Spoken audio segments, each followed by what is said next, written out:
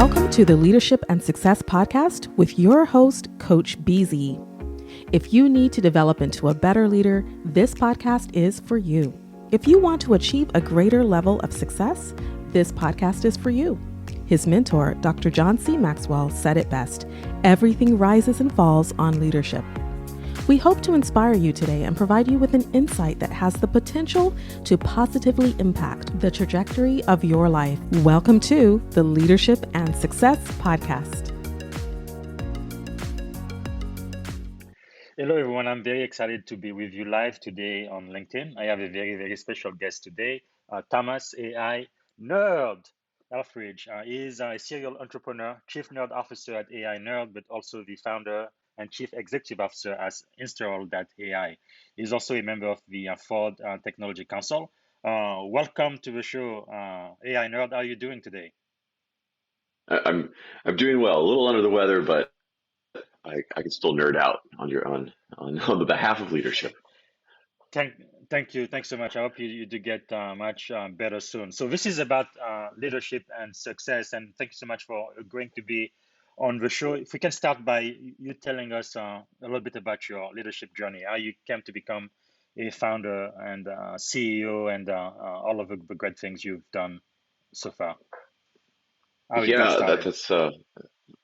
thank you first of all for having me on the show. This will be fun. So wow, how did I got to here? So I was if I backed up a bit, I'm born kind of out of that .com range of time.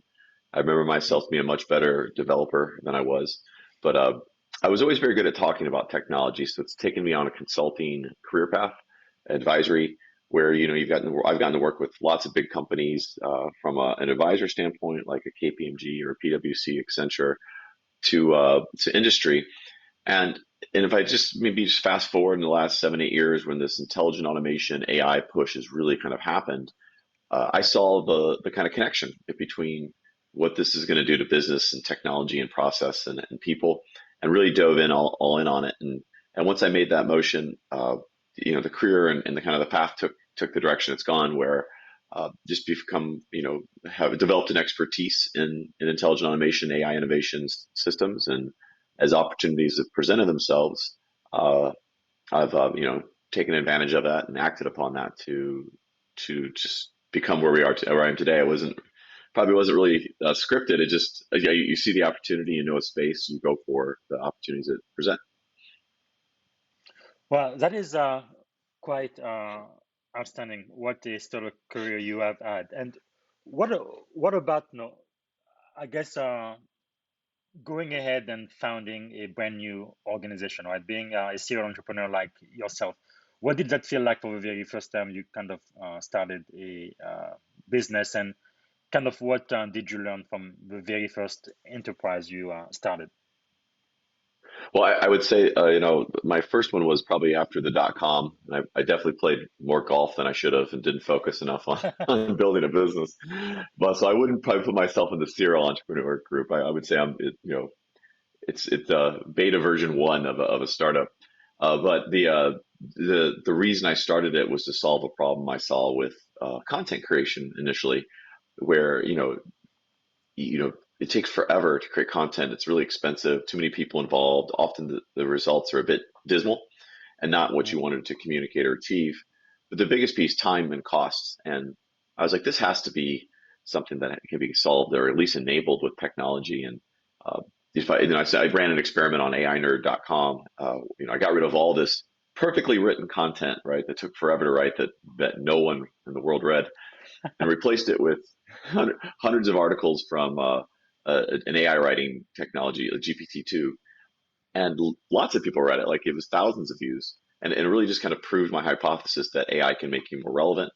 And then I just applied some best practices that I know in delivering intelligent automation, where you focus on accelerating the human with technology and at the right moment to affect democratization and change. And then I launched the company, and it's become kind of the marketing arm for my own personal brand. And then I just started offering it as a service. What I do for my personal profile, I offer to others, so they can take a fixed kind of cost asset building approach to content and relevance. Wow, that is pretty outstanding. That is really great. And then now we are both on the Forbes Technology Council. What was your journey like being accepted or invited to the council with Forbes? Yeah, yeah, absolutely. So as part of the, so I started, it's relevant to Instarel to some degree because I started that company in September of last year, and then immediately started having the team and the technology start writing around intelligent automation. And because of that, at the same time, I was offered a position to build an intelligent automation practice and a capability for system soft technology. So, I hold that role today too. And part of that was because of content created, but because of that, and as I started writing more and more and more content, creating more posts, I was asked to apply. And because the company I actually worked for, they signed me up and they said, hey, yeah, if you'd like to go do that, go do this. So uh, the journey's been fantastic. I only wish I could publish more. I can only publish like an article a month with them, Yes. but I could probably give them 4 a day if they wanted to. But it's been a good journey. It's a great platform, great network. I've been really happy with it. They don't actually edit our articles, which I think is pretty cool. It's testimony, I think, to Yeah. Instarel and what we're doing there. But that's why I'm like, can we get these out faster? But anyway, Wow. I like what they do, and I've really enjoyed it. I've enjoyed being on the Forbes Tech Council just from a personal kind of brand, but also just the network, meeting you and other like a number of other people too. So Yes. I've really enjoyed it. How about you? Have you enjoyed it as well? Yes, especially the networking. Yeah, I remember. I think it was maybe a month ago. You interviewed my CEO as well, which was pretty fun. It's really cool. So you really create all of this content, and it's quite engaging. Is that kind of part of the key? How you have so many more followers than I do on LinkedIn and everywhere else? I don't know. I mean, it's just good timing, but creating content that resonates with a variety of people is absolutely at core of getting people to want to follow you and interact and connect with you. The followers are interesting, and I think maybe a little bit of a vanity metric, but truthfully, but the truth is kind of the amount of content you create and the type you create does matter, and it helps how you engage with it. And so, if you think of, and the last part is the consistency. So you have to be consistent with it. If you create great content that you only put out once a month, you're not going to get a whole lot of people reading it because you won't be in their feeds. But if you're doing really good content every day, you're going to be in a lot of people's feeds often. But then even after you do that, you still have to have with some kind of a sales motion where you need to engage with them. You need to follow up. You actually need to learn about the people that are learning about you.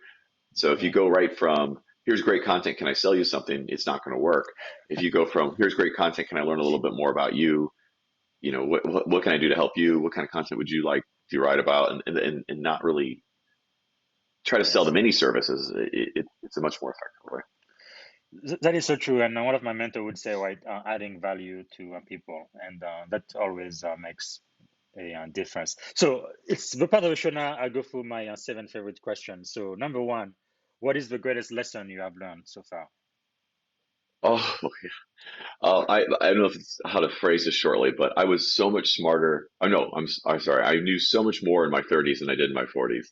So getting past being a know-it-all and accepting you don't know anything has probably been the greatest lesson. And that comes from having a mentor for sure, and someone kind of maybe harshly pointing it out that maybe you don't know as much as you think you do. And then once you Yes. come to terms with that, uh, that helps you as a leader step up and go, you see the flaws in others and help them coach through it to grow. But that was it. I realized I didn't know anything, and I still don't. So Yeah, gotta get dumber, dumber. I really love that. I think it was Socrates who said, right, the more I know, the more I know I don't know anything. Right. But that is so true. So what do you attribute the secret to your success? I would say at the core of it, it's a passion to that I centered a business solution around. So I really enjoy communicating and networking and interacting and sharing thoughts and learning from others what their thoughts are, and then and having an opinion on it. So I love doing that. Yes. So having a passion, you take two exact people. If one has a passion for what they do, they will always outperform the other, giving that most things are equal, and they can even be not as equal as far as skills, but if they have a passion for it, they're going to win because they just nothing's going to stop them. So having a passion is incredibly important. If you don't have the passion, you just it won't you'll flame out. Wow, that is so important because even when I look over my life, not always been the smartest person in the room, but being consistent and passionate and really focused about whatever it is that you set your mind to do. Eventually, I think You're you will win. often the smartest person in the room. I'm pretty sure of that. So, what is the greatest leadership advice you've ever received, you think? Uh, I think it's on the idea of having a mentor, is that Hmm. you need one, but the type of one you need to pick is somebody who uh, doesn't control you, like meaning they're not like a two layers above you boss, or they're in the same organization, or they're somehow competitive. They're really somebody that will push you, tell you what you need to hear, not what you want to hear, but Hmm. literally has been down the road, and they have an actual, tie it back to the passion. They have a passion to help people, and they actually have a reason to want to help you. And it might just be because of friendship, it might be because of just who they are, but you have to have a mentor. So the best advice I'd say is get the right mentor, and those will change over time. So you'll have some that'll get you so far, and then you may see some of the shortcomings of your own mentor and know that you need somebody that has a different perspective or something bigger. And that's a Hmm. weird motion, but you need to have a mentor for where you are and what you're trying to accomplish, which comes back to the other pieces. You do need a goal, at least you need a beacon of light to go chase a little bit. Yes. So, but you need the mentor. That's the biggest leadership advice is have one. Can't do it yourself. Yes, I definitely believe that's a master key for success for sure. And number two, what are you learning now? Whew.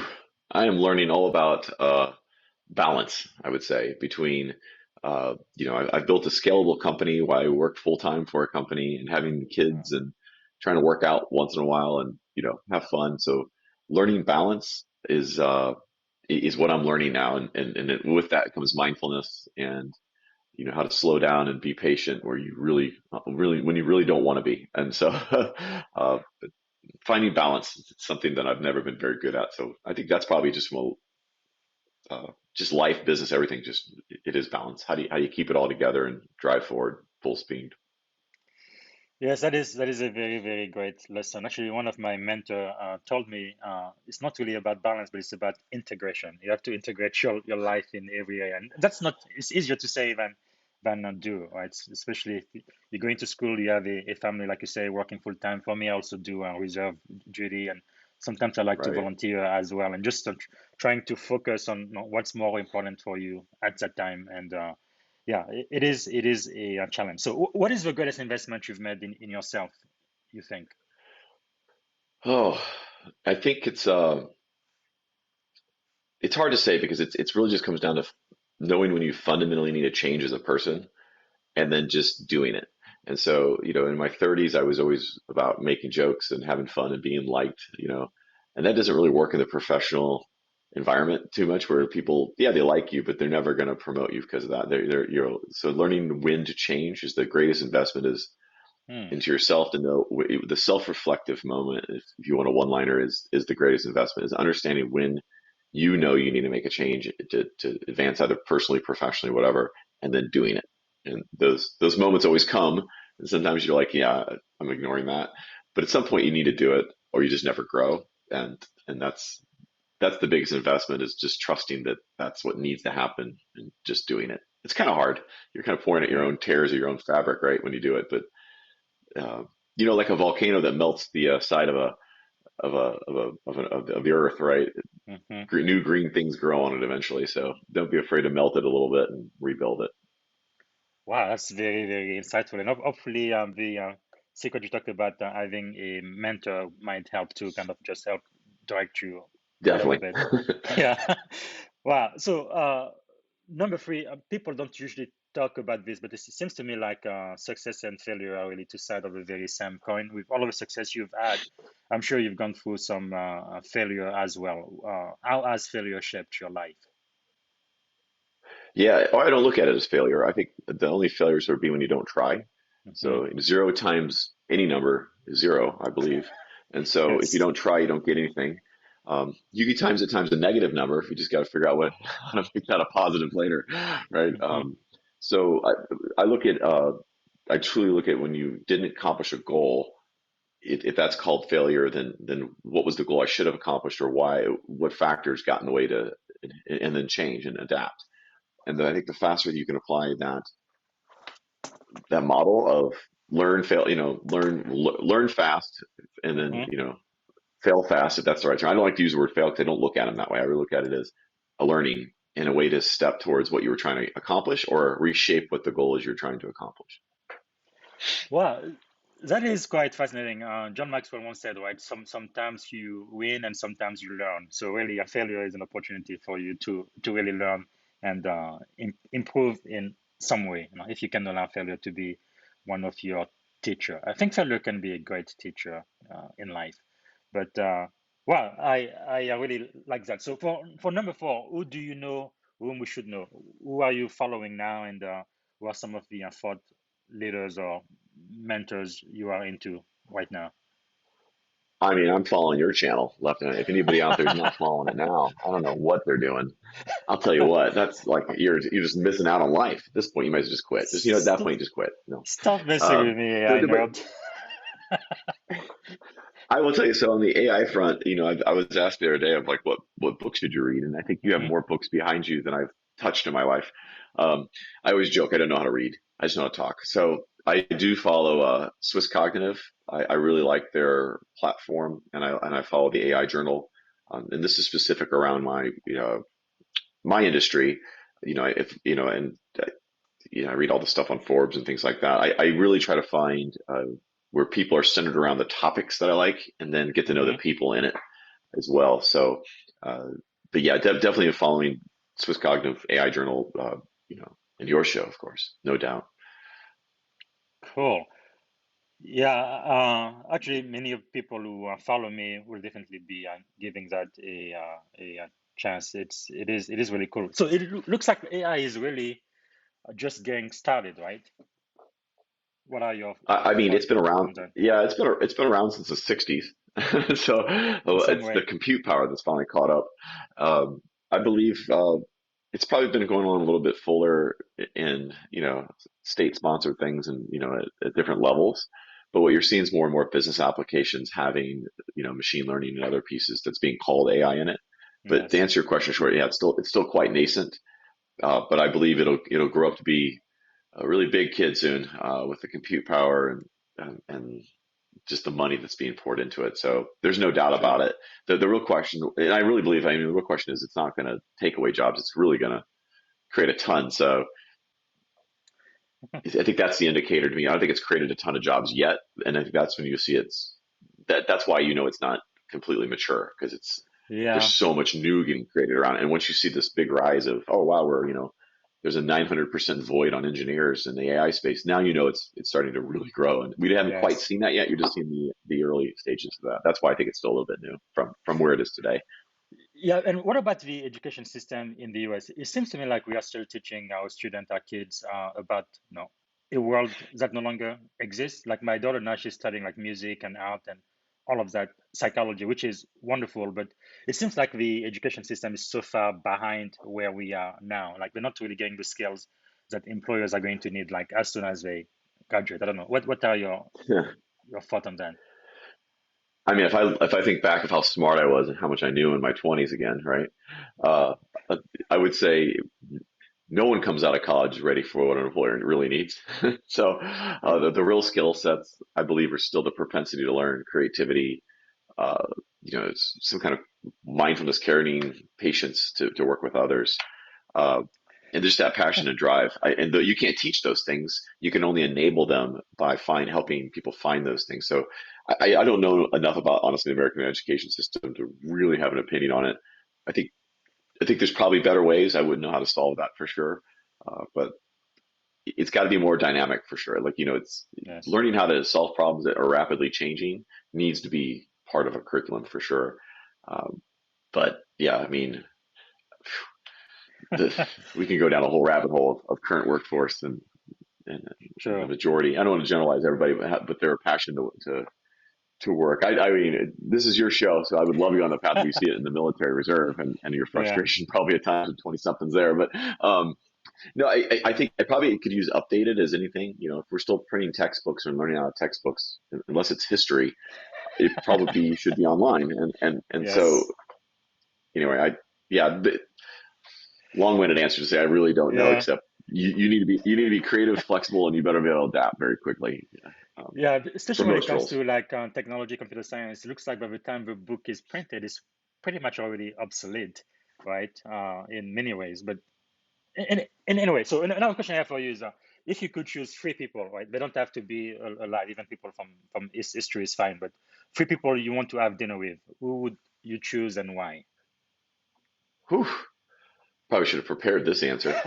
Uh, I mean, I don't want to go down the religious path, but how do you not take some of the so-called figures? So, but we'll leave that one off. That I don't do polarizing topics unless I'm talking about magnets, of course, and that's an attractive conversation. But anyway, um, I would love to have met Einstein. Mm, I think that would have been a humorous, interesting I bet, yes. piece. If I could stay a little bit more modern, I would have loved to have met. Uh, I think it would have been fun to meet like a Johnny Carson, a humor, someone Mm-hmm. who just humorous in life that just did a television show forever. Um, and it would have been fun to meet maybe George Washington, or like a founding father of the country, to be like, okay, here's how it really was, and like here's all the personalities, Yes. and and really kind of meet like these historical figures, a comedian, and then someone who's just brilliant, right? Mm-hmm. I think that would be fun. Keep it a little more modern. I mean, that's a too short a list. That's an unfair Cool. question. No, no, I would no. have liked to That met is fine. like you for dinner. Even we could start with just we're all virtual. I could go with that. So, okay, talking about becoming virtual, what do you think about this metaverse, right? Facebook is gonna be all um, going into this metaverse world soon. They already changed the name of their company, so that's coming soon, Yeah, isn't it? It's probably gonna be a lot of use of I mean, AI there, right? I think you're competing right now with like a 13,000 person live event on LinkedIn about it. Then I'm gonna switch over to right after this. But no, it really it's I mean, I have a Quest 2 that is amazing, and it's still you know it's big. I can't imagine when they become just glasses. And so I think the metaverse is going to be a very cool place to live and be, and virtually, so to speak, and interact. And I think the power of AR VR is it's going to have a really cool effect on business entertainment for sure, and just how we interact with a grocery store. If we ever go to grocery stores, at this point I'm just reserved to full on Amazon. If anybody can bring me things and I Yeah, don't have to leave my basement, that sounds awesome. Becoming like a what is it? yeah, Like a hobbit? That's not a hobbit. What's a person who never hermit? I'm yeah. becoming a hermit, and I'm Yeah, gonna leave. I'm that's afraid of. pretty amazing. Right? Because with Amazon, I remember back in the 90s, one big thing they started doing is free shipping. Free shipping. At the beginning, no taxes at all until California and some of the other states starting to want a piece of the pie, rightfully so. But now it's like within an hour or 2 hours, you can pretty much get whatever you want. It's amazing, huh? I love it. Uh, I do. Tornadoes uh, don't like it, but they don't like distribution centers. But yeah. I will tell you that if they can solve distribution and the fact that like, well, they have really like we lost a whole distribution center, and some people like obviously were killed in that, but Kentucky. they didn't. But as a company, it didn't break, right? It didn't destroy the Yes. company. As horrible as that is, they've really figured out logistics, and they're continually figuring it out. And just what the company's done is amazing. Yeah. It's find it funny though. You see kids, 10-year-olds going, "Oh man, Amazon takes too long," and I'm like shaking my head, looking at them like, "What? Why can't we go to the store to get it?" I'm thinking Yes. that's crazy how they're thinking back like I want it now, and I'm like, okay, different issue, but I'm like, how about we get it delivered Yes. now? Let's not go to any store anyway. So it's amazing the perspective. Absolutely. So, question number five. What have you read that we should read? What are some of the best book you've read recently? Well, since I don't know how to read, um, I will tell you, I haven't really read a book in a while. Excuse me, nose runner. Is I really haven't read too many business books recently. I can't find the time. I will tell you, like, what I do read are quite a few articles on Swiss Cognitive, on AI Journal, on Forbes. Mm-hmm. And if you read anything, in the idea of your education question, read current up to date content that's being produced on your favorite blogs. I mean, you can Mm-hmm. check out the Instarel.ai one. This show is not sponsored by Instarel.ai. Not sponsored. Yes. but I'd read current trade publications on the Forbes, Swiss Cognitive Yeah. AI Journal. This, if you want to learn about those technologies, those are really good places to do it. And also, shameless plug time. You could just watch some interviews on the AI Nerd YouTube channel. So that's Yes. shameless plug thrown right in there.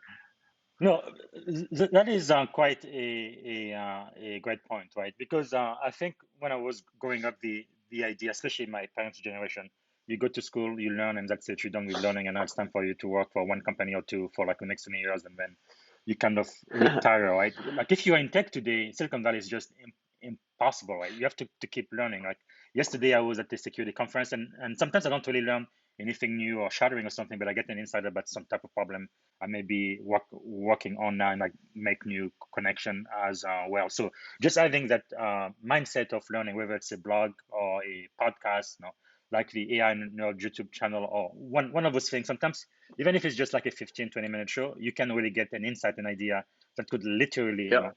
change your life or make your life much, much better. And another thing I have learned, I think it was from Tony Robbins, one of my mentors, is to kind of use net time, right? No extra time because you do not have time to do everything you want to do. And sometimes you can like listen to books like Audible. I love Audible. That's a shameless plug. I guess Amazon purchased them a few years back, but Yeah. just listening to books for like 30 minutes a day or while you are working out or exercising or driving or whatever. I think Brian Tracy, another one of my mentors, who used to talk about turning your vehicle into like a university on a wheel. So you are reading and listening to books when you're doing something else. But yeah, it's really great to have that mindset of I, I have more to I'll add learn. one in there. Mhm. Another one is abstract.com, which it summarizes tons of business books. They do a really good job with this. So Nice. that's another one if you want like kind of the meat and the most salient points of certain business books. That's a good service to use as well. Nice. Thank you so much for sharing. So, question number 6 then. What have you done that we should do? What is one action you've taken that has positively impacted your life? Well, absolutely. So, and this will sound like a shameless plug, but it also is true. I stopped. I started a company basically to outsource my idea content creation. So it's still my Mm, ideas and still things I create, but I have a whole team that does it and helps me basically scale social media and relevance online. So I've gone from wow. 30 hours a week, probably 30 hours or so a week in social media down to maybe an hour or so a week Wow. in there. And I can spend more time if I want to, or I'm in there. But the truth is, I produce a ton of content, allows me to have a full time job, and other things to do in Hmm. life. And the short answer to that is scale your digital relevance as best as you can to some level, because it's not actually your goal is to create an article or engage with it or post it. Hmm. It's really to either find a new job or get a new lead or sell a book or whatever you're trying to do. That's the goal. So try to get away from the operational things to do that and work on the thing you want to do. A mentor of mine once said, and I use it all the time, so I'm stealing it. He said, the only thing that matters is where you get revenue today and where you're going to get it tomorrow.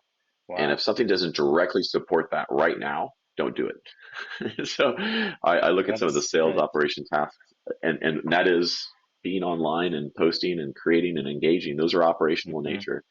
Um, you free yourself of that, and once I did, I really kind of took off because it gave me more time to do podcasts and interviews and think, create a white space for Yes. me to think strategy and add value in different ways. Wow. That is really awesome. Thank you so much for sharing. Is there a book in the work? Am I hearing it between the lines? You working on a book? Yes. I'm Yes. sure I will at some point. At some point, it'll Yes. You have probably so it'll much probably be content. called "Never Been Promoted" because I've never been promoted in my life. Wow. Okay. Whenever the book is published, I need to have you back here for sure. Now, a more serious question. If you had one and only one day to live, what would you have liked your final contribution to be? Oh my God. Oh, it's so. I would honestly be like, if I could just teach my kids to be kind and just continue kindness. Just if those three can kind of start it and go reteach three, then you're on the path to help a billion people, right? So, Wow. Just selfishly, internally, I want my kids to know kindness and how to give it to others at the core. If they do that, I think they'll be happy, and then they'll spread a little. I can do my part relative to the world. Yes. I'm not a big enough thinker to think I wish I could have helped a billion people. It's just not based in reality. But I think I could do that one. I think that was my last day. I Wow. want them to come out saying, "World be kind." That is wonderful. They struggle with it, Bob. They Yes. struggle with it. So we got But to get them. That'd be the one. that is, I think that is so important, even at work, right? When you talk about culture, a lot of very smart people in Silicon Valley, but just being nice, kind, and just emotionally aware, right, of your neighbor and things. But yeah, okay, that is a very, very great answer. Thank you. So finally, we're almost out of time, but how can we add value back to you? What could we do to make a difference? Whew. Well, honestly, just teach me about what you do. I mean, so if you have a cool service product or you're trying to accomplish something on in the digital AI world, I do a bit of mentoring for some startups. If you just want to have a conversation so I can learn more about you, that's what I would say is you go to the Calendly, was it Hmm. calendly.com/Instarel and set up 25 minutes with me and tell me about what you do. And just network and be honest with it. And if there's something I can do for you, at that point we'll figure it out. But I'd rather learn a little bit more about some of your audience and what they're up to and where they have struggles or how I can help as well. So just reach out and let's see how I can help you. Outstanding. Thank you so much for your time, Thomas, AI nerd, Helfrich. Really appreciate it. And yes, and people who follow me, I think many of them are already following you. You have more than 5 times the followers I have, so I need to catch up with you somehow. But thank you so much for the time. You've been extremely generous today. So this is it for our show this morning. Until next time, this is Coach Busy, and see you for the next episode. Thank you for listening to the Leadership and Success Podcast with your host, Coach BZ. If you like what you heard, please subscribe to our channels and come back for more wisdom nuggets on how you may develop into a better leader and achieve greater levels of success. Leadership is the most critical skill. The world will always need leaders to lead others, deploy the next disruptive technology, or execute a business strategy. You may as well decide on counting yourself among the 21st century leaders. See you right here next time on the Leadership and Success Podcast with Coach BZ.